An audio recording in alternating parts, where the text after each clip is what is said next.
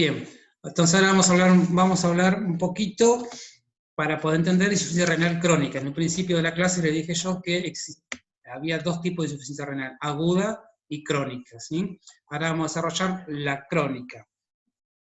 La crónica lo que diferencia de la renal aguda es que la pérdida es lenta, ¿sí? La pérdida del funcionamiento renal es lento, pero aparte de ser lento es progresivo, ¿sí? Esas funciones renales comienzan a haber una difusión, ¿sí?, renal de manera lenta y progresiva. Pero a diferencia de la aguda, la crónica es de carácter irreversible, es decir, que estas estructuras, estas funciones, una vez que se ven afectadas, no se recuperan. Por lo tanto, cada vez va a ser los cuadros mucho más agudos, en el sentido de que van a aparecer cuadros de manera abrupta, pero se debe a que cada vez la función renal se ve mucho más afectada. Generalmente las funciones se ven afectadas, las estructuras se ven afectadas por un resultado final, podemos decir, de un grupo de nefropatía, es decir, patologías que afectan a las nefronas van a generar cambio a nivel estructural y funcional que hace que empiecen a perder lentamente su funcionalidad y que aparte de perder lentamente sea progresiva. Esta insuficiencia renal crónica, o a veces la suelen llamar también algunos autores disfunción renal crónica, va a conformar la etapa, podemos decir, la etapa de la enfermedad renal crónica, ¿sí? Lo que se va a clasificar según de qué manera, ¿sí?, comienza a reducirse la función. Por lo tanto, lo que se va a medir en estos tipos de pacientes cursando una insuficiencia renal crónica, crónica, es el índice de filtración glomerular y la creatinina sérica. Es decir, lo que se va a tratar de ver es cómo está funcionando ese filtrado glomerular y qué cantidad, cómo se encuentra esa creatinina sérica. Esta insuficiencia renal aguda crónica puede deberse a enfermedades primarias, ¿sí?, o a veces hasta secundarias del propio riñón.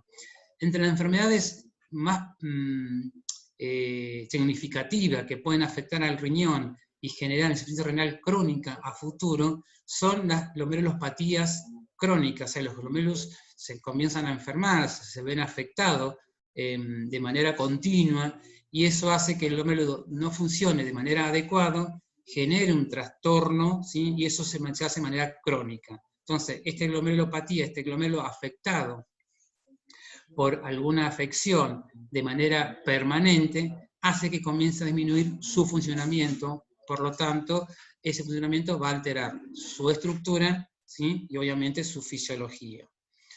Las obstrucciones, nefropatías obstructivas, o sea, todo lo que se ve afectado, si hay medicación, nefrotóxicos a repetición, hace que estas nefronas que tengan permanentemente inflamación, se obstruyan, ¿sí? Por lo tanto, esa obstrucción, o a veces se ven afectadas estas nefronas, van a generar su alteración funcional y su estructura, y esto hace que de alguna manera, progresivamente, ¿sí?, esa función renal comience a verse afectada de manera negativa.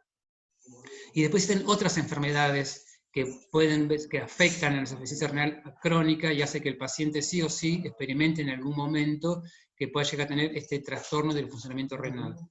Una son las hipertensiones arteriales, o sea, un paciente que está con una hipertensión arterial no controlada, o aunque esté con medicamento, tiene permanentemente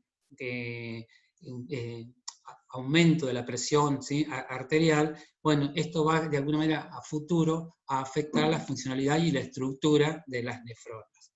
Un paciente con diabetes mellitus, también se va a ver afectado no solamente por la estructura de la nefrona, sino también a nivel vascular, las microvasculaturas. Entonces, vamos a ver ahora, cuando veamos diabetes mellitus, van a entender un poco más por qué puede generar a futuro una insuficiencia renal crónica.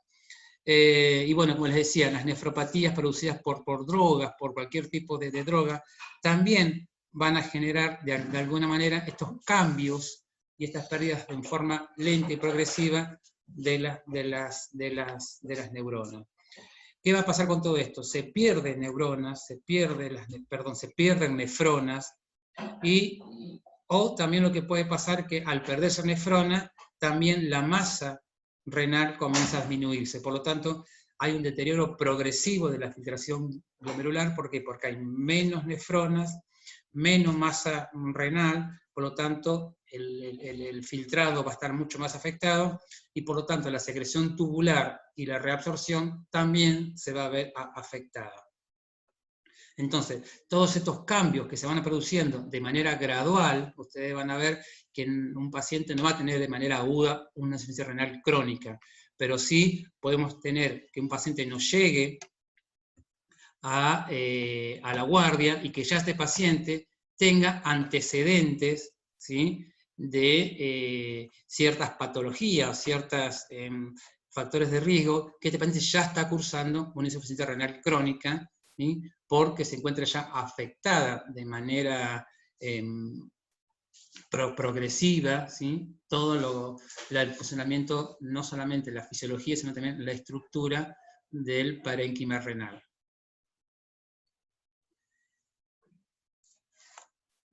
Bien, entonces, sí o sí, en un paciente con insuficiencia renal crónica va a tener una disminución de la tasa del filtrado glomerular, o sea que las funciones del riñón sabemos que son múltiples, y la eliminación de la sustancia desecho es quizás la que menos significativa puede tener en un paciente con insuficiencia renal crónica.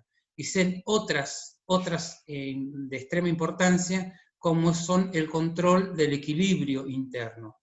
Por lo tanto, la regulación de la tensión arterial y la función para la liberación de hormonas, como es la eritropoyetina, entre otras, son las capacidades que van perdiendo a medida que disminuye la función renal. Por lo tanto, la tasa de filtración glomerular que necesitamos que esté presente, que funcione, se comienza a reducirse. Por lo tanto, comienza a ser evidente cuando la filtración glomerular descienda por debajo de los 30 milímetros por minuto. Y si es totalmente, se va a manifestar esta disminución del filtrado glomerular, o de la tasa de filtración glomerular, cuando ha descendido o cae por debajo de los 15 mililitros por minuto, ¿no? Cuando ocurre una agresión al riñón, se dañan las nefronas, que sabemos que las nefronas en la estructura anatómica y fisiológica del riñón, por lo tanto va a tener un proceso de adaptación secundaria. O sea, este daño, este cambio que sufren las nefronas, va a permitir que este riñón se adapte a esta adaptación secundaria. ¿Por qué? Porque va a tener menos número de nefronas, lo que lo va a conducir de alguna manera a que va a alterar su estructura y su función del glomérulo y de los túbulos. Entonces, este gran cambio va a permitir de alguna manera que comience a trabajar mucho más forzado el riñón, en lo cual va a haber aumento de excreción de sodio, entonces va a haber afectado, y tiene diferentes cambios químicos por la hipertrofia renal que se va a generar debido a que hay menos funcionamiento de las nefronas. Cuando el filtrado glomerular cae por debajo de los 30 mililitros por minuto, comienzan a haber mecanismos de compensación, ¿sí?, porque comienza a fracasar, y este mecanismo de compensación, que en algún momento se adaptaba, comienza a adaptarse a estos cambios, comienza a ser precario, es decir, no alcanza su adaptación. Por lo tanto, empieza a haber evidencia, retención de desechos nitrogenados, incapacidad de manejar los iones hidrógeno, en lo cual se va a empezar a expresarse, van a empezar a haber acidosis metabólicas de repetición. En la etapa donde se encuentra ya con mucha afección, el riñón no es capaz de mantener este equilibrio, no mantiene equilibrio del fósforo. Por lo tanto, esto va a generar de alguna manera, ¿sí?, que el funcionamiento de las nefronas, ¿sí? Comienzan a deteriorarse.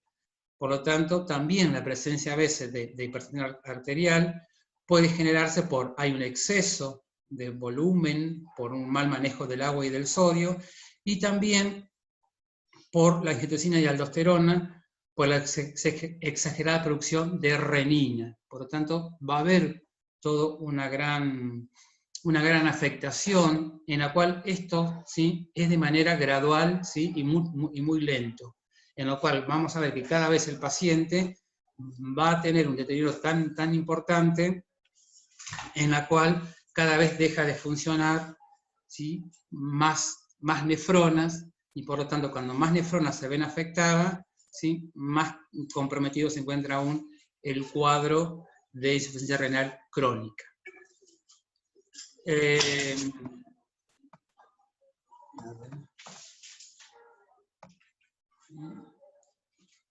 Un poquito de acá me pareció algo.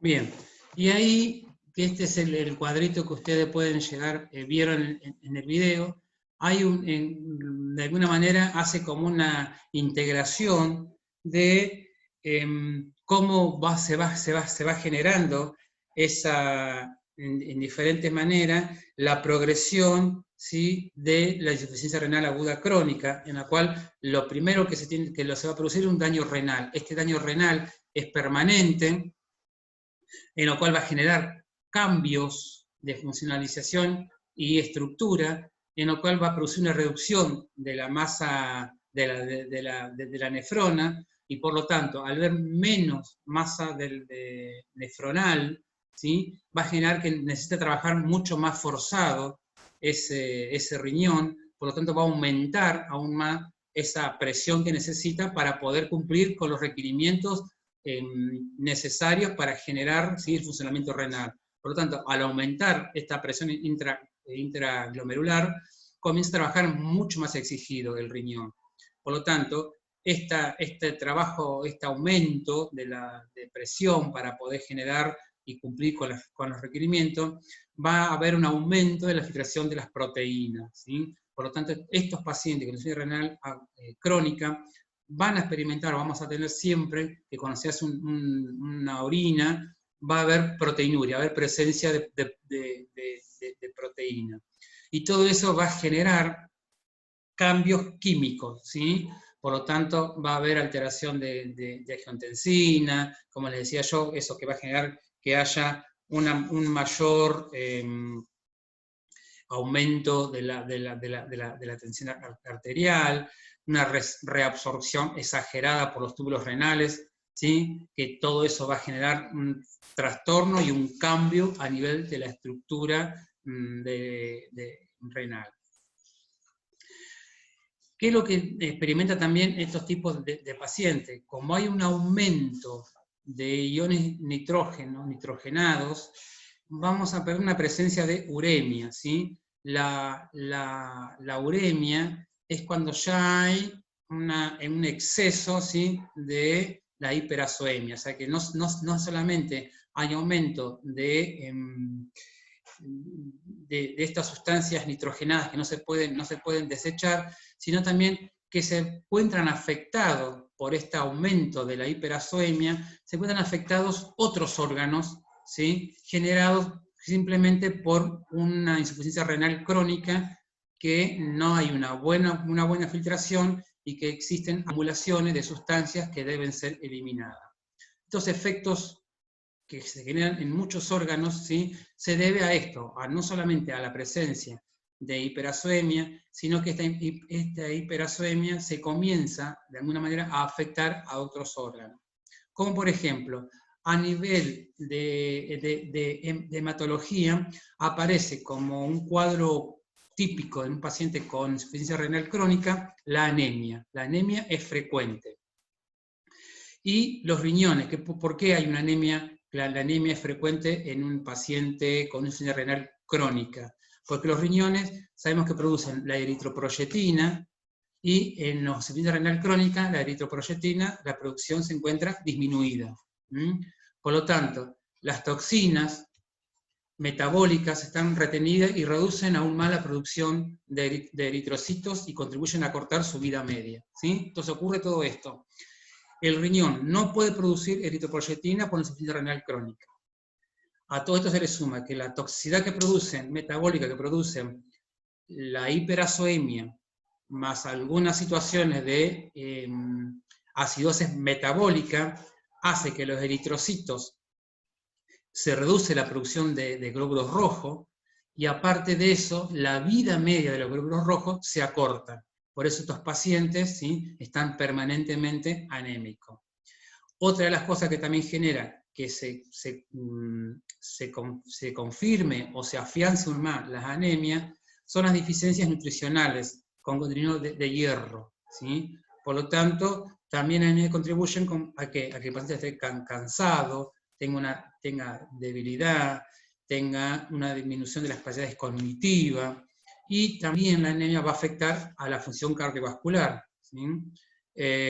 Por lo tanto, estos pacientes que son anémicos pueden generar, ¿sí?, isquemias coronarias, insuficiencia cardíaca.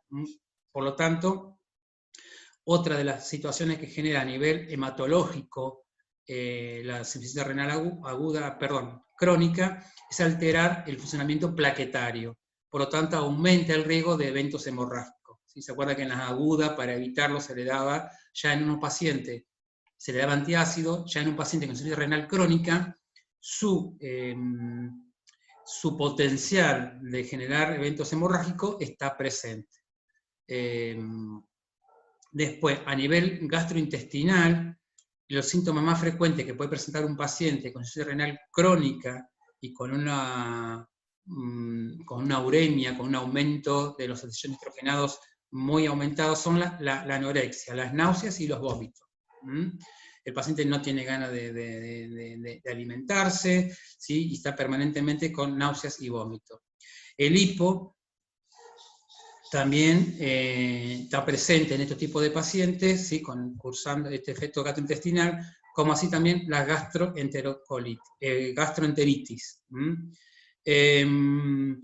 Puede aparecer también ulceración del tubo digestivo, el tubo gastrointestinal, que también va a contribuir al aumento del sangrado digestivo. Acuérdense que las plaquetas, ¿sí?, hay un funcionamiento plaquetario alterado, entonces a veces puede generar en estos pacientes con ulceraciones gastrointestinales tener riesgo de hemorragia. Y a veces aparecen ya en los pacientes muy avanzados hedor urémico, ¿sí?, que es ese olor, ¿sí?, del aliento similar a la orina que los pacientes experimentan por este aumento de los desechos nitrogenados a nivel sérico. Entonces eso también a veces ayuda a que el paciente no tenga ganas de alimentarse por experimentar todas estas sensaciones. A nivel neurológico, afecta al sistema nervioso central, como también al periférico, y pueden aparecer por las concentraciones que encontramos de desechos nitrogenados, cansancio, insomnio, convulsiones, neuropatías periféricas, ¿sí?, se van a ver afectados, en lo cual el paciente va a experimentar cosquilleo, calambres, síndrome de las piernas inquietas, parestesia, ¿sí?, debilidad muscular, ¿sí?, todo se debe a esta afectación de la toxicidad, ¿sí?, que presenta por presentar uremia.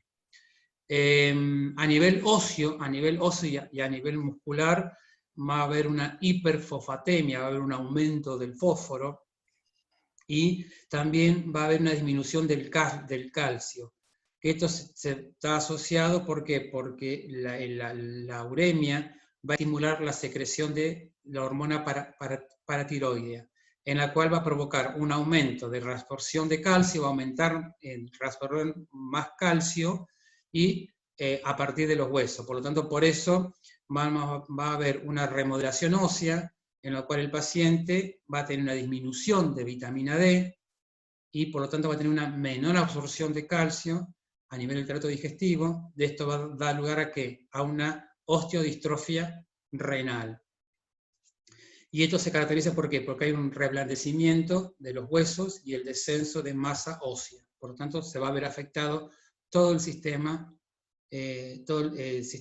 óseo. Entonces esto va a generar en los pacientes con insuficiencia renal crónica avanzada, que hay una sensibilidad a la palpación, dolor muscular, debilidad muscular, ¿sí? Y estos pacientes son muy frágiles de generar o tener riesgo de fractura, ¿sí? Espontánea. A nivel endocrino y metabólico, como va a haber aumento sérico de urea y de creatinina, que van a estar elevadas, va a aumentar el ácido úrico va a ser muy alto. Por lo tanto, va a generar en los pacientes riesgo de gota, ¿sí? Que va a tener dolor articular. Por lo tanto, también va a haber intolerancia a la glucosa. Entonces, esto va a afectar también, la uremia va a afectar a los tejidos resistentes al efecto de la insulina. Por lo tanto, va a generar una intolerancia a la glucosa. Por lo tanto, va a haber concentraciones de triglicéridos elevados, que eso va a generar, ¿sí? Generación de aterosclerosis, de placas de ateroma.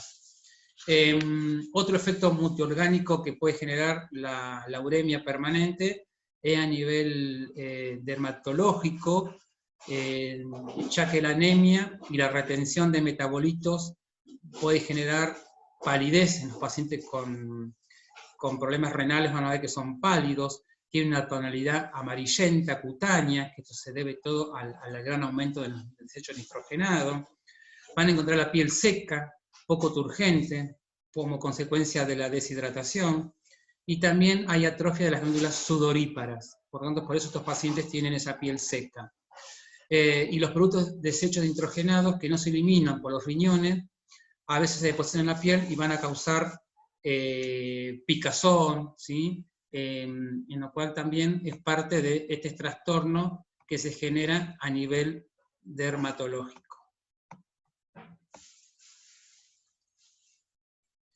Bien, ¿qué tratamiento farmacológico reciben estos pacientes?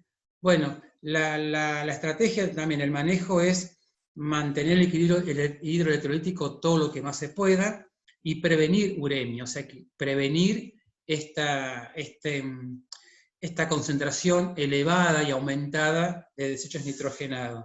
Por lo tanto, debe considerarse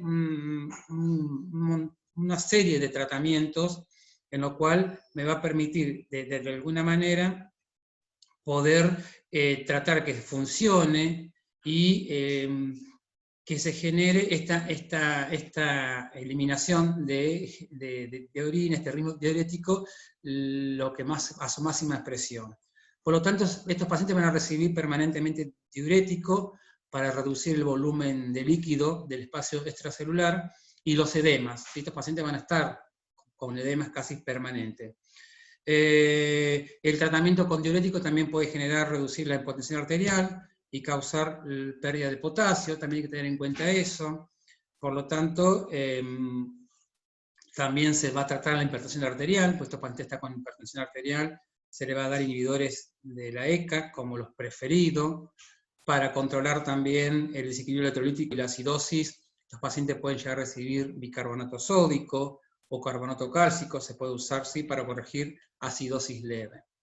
Como también van a tener alterado la vitamina D, se va a dar suplemento de vitamina D para mejorar la absorción de calcio. Si la concentración de potasio es demasiado, se puede recurrir a combinaciones de bicarbonato, insulina y glucosa para administrar por vía intravenosa para estimular la entrada de potasio al interior de la célula. Y también se va a dar suplemento de hierro y folatos para tratar la anemia asociada a la insuficiencia renal crónica. Estos tipos de pacientes con insuficiencia cardíaca, insuficiencia renal crónica, van a recibir o van a tener un tratamiento farmacológico bastante completo, con muchas cantidades de medicamentos que tengan que ingerir, en la cual el paciente se debe planificar, ¿sí? la toma de todos estos medicamentos para mantener, ¿sí?, controlado el cuadro de insuficiencia renal crónica. Cuando las estrategias del manejo farmacológico a veces no funcionan o no actúan de manera eficiente para mantener ese equilibrio hidroelectrolítico y prevenir la uremia, ¿sí?, prevenir este aumento excesivo de los desechos nitrogenados, se debe considerar otro tipo de terapia de sustitución renal, como es la diálisis o el trasplante renal, ¿sí? La diálisis, un tipo posible de diálisis es la hemodiálisis. Van a ver que existen una serie de diálisis, pero la hemodiálisis es una de las que se utiliza y está indicada cuando el paciente presenta una cifra alta y creciente de potasio sérico, ¿sí? Cuando ya no se puede manejar los valores de potasio sérico, que son muy elevados y hay una sobrecarga importante de líquido, o edema de pulmón eminente, o una acidosis, ¿sí?, creciente, donde el paciente está hemodinámicamente descontrolado, ¿sí? no hay un equilibrio, por lo tanto hay una convulsión grave. Lo que se hace es que la hemodiálisis se usa para los pacientes que requieren, ¿sí?, una diálisis a corto plazo. Entonces se utiliza una diálisis ¿para qué? Para mantener regularmente todo el funcionamiento y tratar de disminuir el potasio sérico, disminuir la sobrecarga de líquido y tratar de restringir o disminuir, ¿sí?, los edemas pulmonares que puede generar por estos excesos que se encuentran por el mal funcionamiento renal. El objetivo de la hemodiálisis es extraer las sustancias nitrogenadas, que no lo puede hacer el propio riñón, ¿sí?, la va a extraer de la sangre y retire el agua en exceso. Este dializador lo que hace es, lo sirve como membrana semipermeable, va a purificar, ¿sí?, de alguna manera, a eliminar toda esa sustancia tóxica y demás, y líquido que se encuentra en exceso, donde de alguna manera lo exterioriza y después lo regresa a la sangre limpia al paciente. Y de esta manera el paciente va manteniendo la función renal, o va a sustituir de alguna manera el dializador, la función renal. Durante la diálisis el paciente lo que necesita son vigilar con los constantes vitales o posibles complicaciones, porque el paciente suele experimentar hipotensión arterial importante. A veces genera calambre porque el filtrado que hace el dializador también puede extraer potasio de manera brusca, entonces el paciente comienza a generar calambre, vómitos, y como a veces el paciente también se puede coagular el circuito, por lo tanto también puede ser otra de las complicaciones que el paciente puede llegar a experimentar durante la diálisis. Pero es una terapia de sustitución renal, que realmente la diálisis se hace día por medio. Estos pacientes también tienen que tener restricciones hídricas, en la cual el paciente, bueno, esa necesidad de tomar líquidos la tiene de manera permanente, pero él se tiene que cuidar porque en estos casos los pacientes con diálisis casi podríamos decir que están en un estado de anuria, o es mínimo el ritmo diurético que tiene.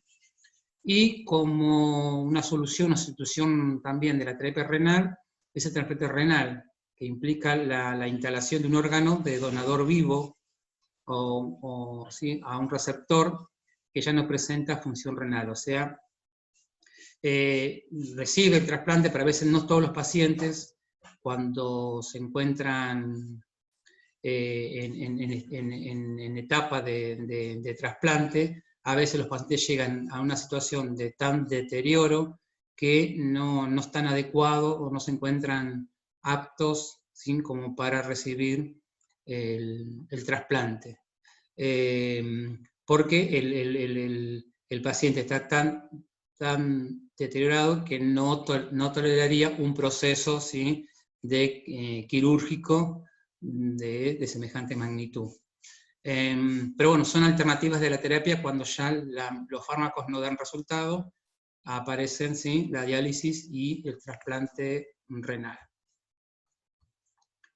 Ya estos pacientes comienzan a tener una situación bastante compleja, ya están mucho más comprometidos, y acuérdense que cada vez se van a estar más afectados la función renal, ya a esta altura de utilización de diálisis o que están en espera para trasplante renal.